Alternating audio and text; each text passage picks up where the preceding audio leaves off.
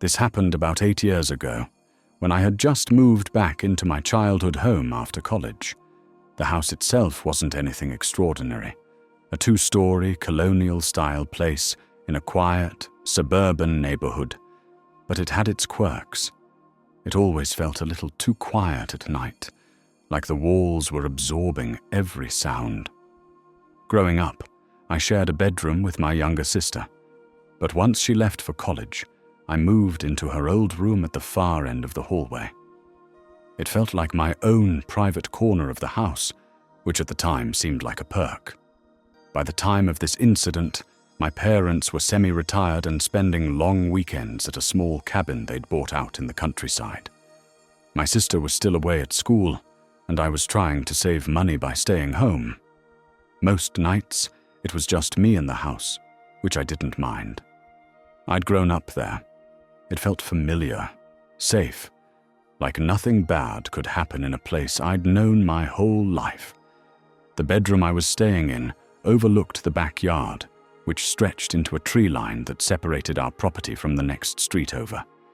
It had 2 windows, one facing the yard and another facing a narrow alleyway between our house and the neighbor's fence. That second window was directly above the sliding glass door leading to our back deck. I didn't think much about it at the time, but I've thought about it a lot since. It was a Thursday night in late October. Chilly, damp, one of those nights where the air smells like wet leaves. I'd just gotten home from work and decided to skip hanging out with my friends. I ordered takeout, watched some TV, and went upstairs around 11 p.m. to get ready for bed.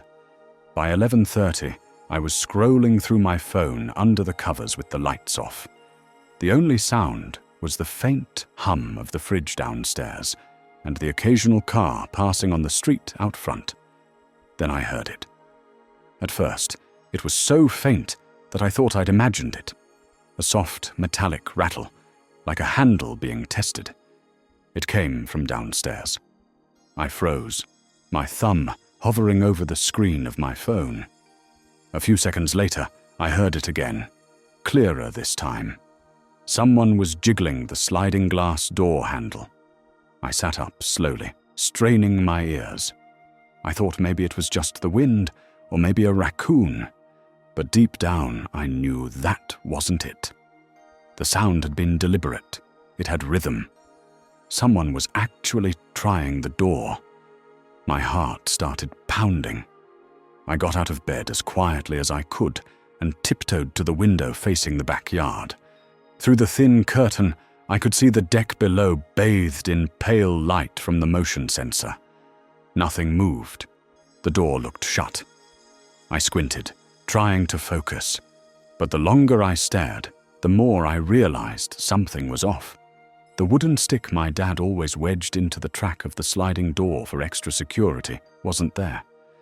I remembered seeing it earlier that evening. That's when my phone buzzed. A text from my mum. "We're staying at the cabin through Sunday night. Don't forget to lock up." My stomach dropped. I backed away from the window and grabbed the old wooden baseball bat I kept next to my bed. I wasn't much of a fighter, but holding it gave me at least a shred of confidence. My fingers trembled as I dialed 911, whispering to the operator that someone might be trying to break into my house. She told me to stay on the line, stay hidden, and wait for the police. But the sound of someone else in my home, triggered something primal. I couldn't just stand there. I crept out of my room and into the hallway. The house was pitch black, except for the faint glow from the microwave clock downstairs. Each step down the carpeted stairs felt like an explosion in the silence. Halfway down, I heard it again. This time, the distinct, deliberate creak of the sliding door rolling open. Someone was inside. I flattened myself against the wall, gripping the bat so tightly my knuckles hurt.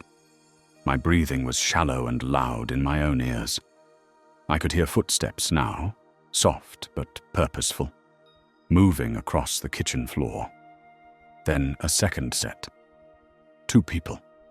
They were whispering, low enough that I couldn't make out the words, but enough to know there were at least 2 voices. I whispered into the phone that they were to inside. The operator said the police were on their way and told me not to move. I wanted to listen, but it felt like waiting would be worse. I'd always pictured myself freezing up in a situation like this, but adrenaline does strange things. It made me bold, reckless even. The footsteps moved toward the living room, the far side of the house.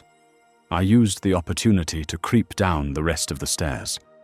My plan was to slip out the front door and run to the neighbors, but before I could, a floorboard creaked beneath my weight. Both sets of footsteps stopped. Silence. Then one of the voices said, low and sharp, "Someone's here." My blood ran cold. I bolted down the last few steps and rounded the corner into the hallway leading to the front door. But as I reached for the handle, a figure stepped out from the shadows. All I could make out was a hooded sweatshirt and a glint of something metallic in their hand. Knife? Flashlight? I didn't wait to find out. I swung the bat as hard as I could. It connected with a dull thunk against their arm, and the person let out a startled grunt. They staggered back, dropping whatever they were holding. That gave me a second of relief, until I heard the other one coming up fast behind me. Before I could react, something heavy slammed into my side, knocking me to the ground. The bat flew out of my hands and clattered across the tile.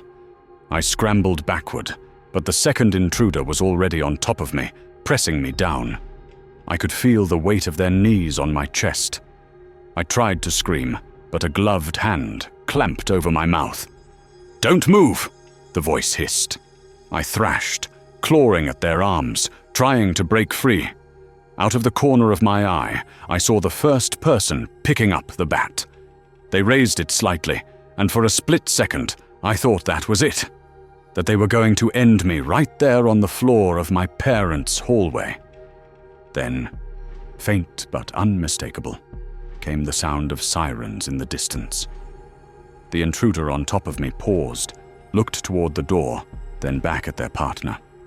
"Go!" the first one barked. The weight on my chest lifted. I scrambled up just in time to see the 2 figures sprint toward the sliding door at the back of the house. They vanished into the darkness beyond the deck. A moment later, the kitchen door slammed shut behind them. I stood there, shaking, gasping for breath. My entire body was trembling so badly I could barely hold the phone. The operator kept talking, but I couldn't process what she was saying. I just stared at the empty doorway, waiting for them to come back. When the police finally arrived, I was sitting on the floor against the wall, the bat back in my hands, though I couldn't remember picking it up. 2 officers swept the house, guns drawn, but the intruders were gone. They found the sliding door wide open and the wooden stick that should have been wedged in its track lying on the deck outside. I gave my statement as best I could, though everything felt surreal, like a dream I couldn't wake from. The officers told me I was lucky, that the sirens probably scared them off before they could do anything worse. They offered to call an ambulance, but aside from some bruises and a pounding headache, I refused. I just wanted the night to be over. Later, after the police left, and I'd finally managed to call my parents, I went upstairs and locked myself in my room. I didn't sleep at all. Every creak of the house made me flinch. I kept replaying the night in my head, the way they moved through the house like they knew it, the fact that they'd disabled the door's extra security before coming in. That's what haunts me most even now. Whoever broke in that night didn't just stumble upon our house. They knew we'd be alone. They knew about the sliding door, about the stick in the track. They might have even known me. We installed a full security system after that. Cameras, alarms, motion lights. I moved out a few months later. But even now, years later, I still wake up. Some nights convinced I can hear that soft rattle of the door handle downstairs. It's a sound you don't forget. I'm not going to say it changed my life forever, but it did change something in me. Once you've been pinned to the ground in your own home, staring up at someone who could decide whether you live or die, you stop taking safety for granted. You realize just how fragile that sense of security really is.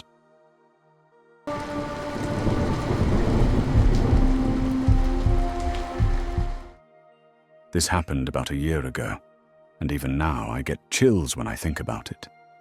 At the time, I had just moved into a small bungalow on the outskirts of town.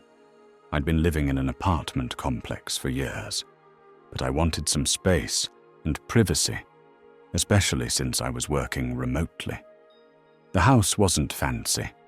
2 bedrooms, 1 bathroom, a kitchen that barely fit a table, but it felt like my first real home.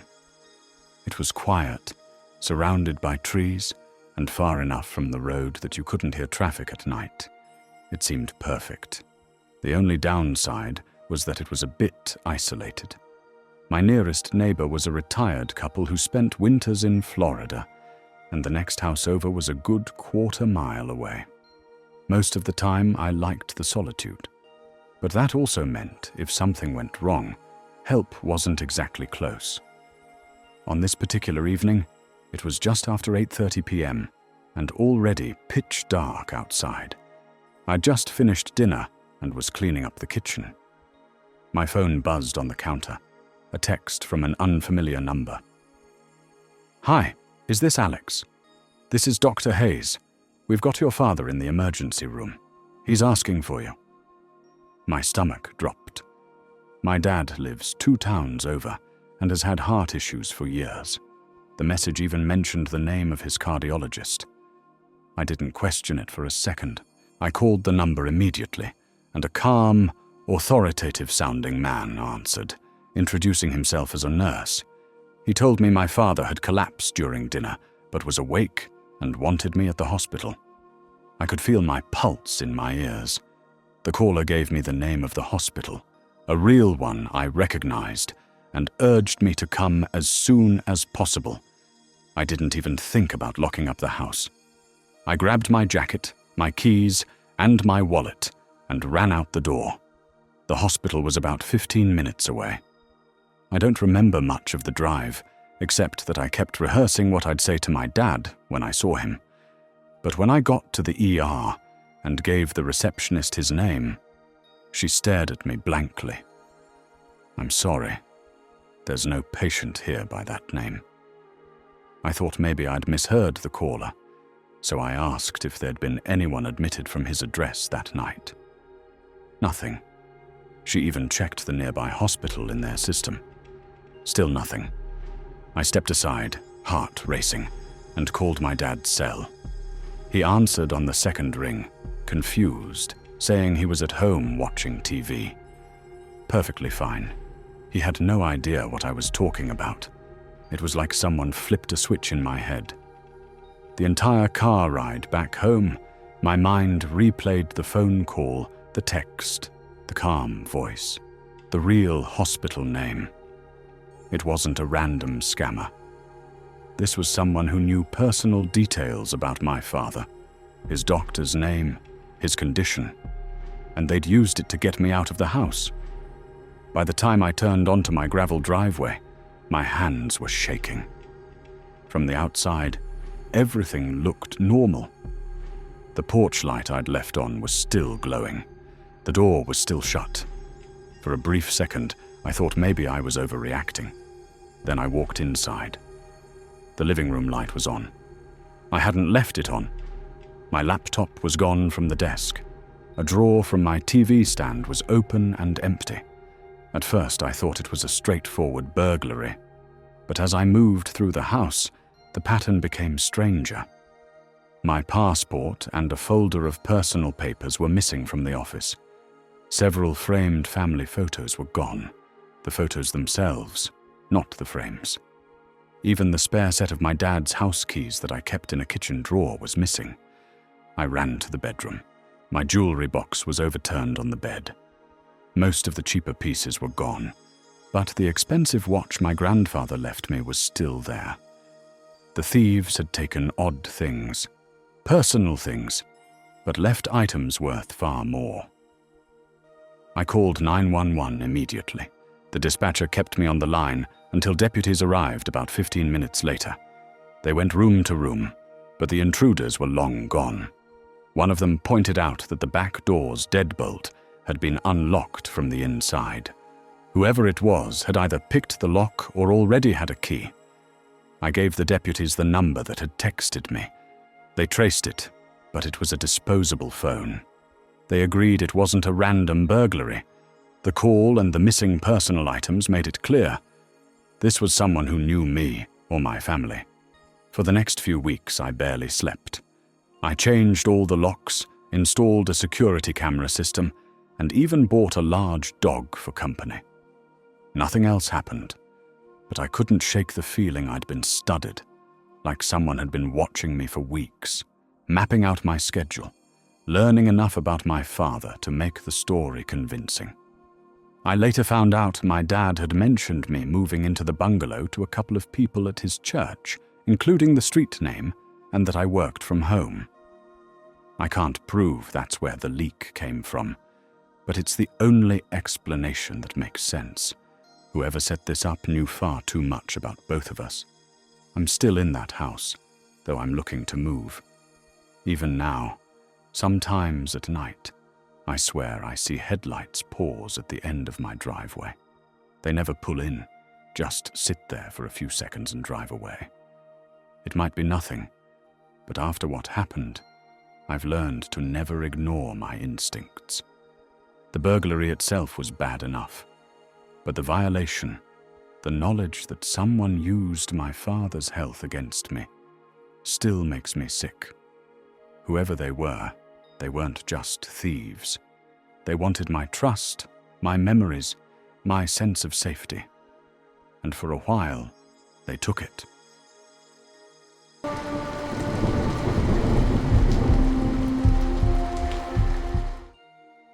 I'm a 28-year-old woman, and until last year, I lived alone in a small one-bedroom apartment on the second floor of an older brick building just outside of town. It wasn't anything special, but I loved it. The rent was affordable, the neighbors were quiet, and for the first time in my life, I felt like I had my own little safe space. I worked from home most days, so I spent a lot of time there, and over the months, I built up a comforting routine. The incident happened on a Sunday night in late November. It was cold out, one of those nights where the wind rattles the windows and makes the walls creak. I was sitting on my couch watching a show with a mug of tea when I heard a faint metallic sound near my front door. It wasn't loud, but it was distinct, like the click of a key turning in a lock. At first, I thought it was just a neighbor at the wrong door, but then I realized the sound was coming from inside the knob. Someone was actually trying to unlock my door. I froze. My heart started hammering as I crept over to the peephole. The hallway outside was dim, but I could make out a figure, broad-shouldered, hood pulled up, standing unnervingly still. I called out, "Who's there?" but got no response. The handle jiggled again, harder this time. I grabbed my phone and called the building's emergency number, but by the time the on-call manager picked up, the sound had stopped. When I looked through the peephole again, the hallway was empty. I tried to convince myself it had just been some random drunk who wandered up the wrong stairs, but deep down I didn't believe it. The next morning, I asked my landlord if anyone else had a copy of my key. He told me only the maintenance crew did, and they hadn't been to my unit in weeks. He offered to replace the lock, but I didn't push it. I told myself I was overreacting. 2 nights later, around the same time, it happened again, but worse. This time, I wasn't on the couch. I was in the shower. I had just turned off the water when I heard my front door creak open. Not knock, not jiggle. Open. I didn't even grab a towel. I stood there dripping wet, holding my breath. The apartment was small enough that I could hear everything, and I swear I heard slow, deliberate footsteps on my living room carpet. My phone was in the bedroom, but my only thought was to make myself invisible. I crouched in the tub, trying not to breathe. After what felt like forever, I heard the sound of the door closing softly. I waited another full minute before sprinting to the bedroom, slamming the door, and calling 911. The dispatcher stayed on the line until the police arrived. By the time they showed up, the place was empty. They checked the locks and found no sign of forced entry. I felt humiliated explaining it all, like I was being dramatic, but the officer's expression was serious. He advised me to change the locks immediately. I had a locksmith there the next morning. I also installed a cheap doorstop alarm I found online. For about a week, nothing happened. I started to think maybe I'd scared whoever it was off, but the uneasy feeling never went away. Every creak of the old building made me jump. I even started sleeping with the lights on. Then came the night that still makes my skin crawl. It was just after midnight when the alarm at the door started shrieking. I ran to the living room and saw the doorstop kicked aside and the door standing wide open. No one was in the hall. But what really got me was what was inside. Sitting on my kitchen counter was a small stack of photographs. My photographs. They were Polaroids of me in my apartment. Me cooking, me working at my desk, me asleep on the couch. The angles were all from inside, like the person had been standing just a few feet away. I didn't even bother checking the rest of the place. I grabbed my bag, ran out, and didn't stop until I was outside in the freezing air with the police back on the line. They arrived quickly, but of course the person was gone again. This time, though, there was a detail I can't shake. The officer found no signs of forced entry. Not on the door, not on the windows, nothing. Which meant that whoever had been inside either had a copy of my new key or had never needed one in the first place. I moved out within 48 hours. My landlord let me break the lease when he saw the photos. He swore up and down he had no idea how anyone could have gotten inside and promised to re-key the whole building. It's been almost a year since then, and I still can't sleep without a light on. I've never gotten any answers, no arrests, no updates, nothing. All I know is that someone, for some reason, had been in my home over and over, close enough to take pictures of me without me noticing. I tell myself they were just trying to scare me, that they're not still out there. But some nights, when the wind rattles my new windows, I swear I can hear that same soft click of a key turning in a lock that isn't theirs. Those were 3 chilling, true home intrusion stories, proof that danger can be closer than you think. If you want more, subscribe and hit the bell. Watch this next video, and don't forget to share your own scary experiences in the comments below. Stay alert. Sometimes the things that haunt us are closer than we realize.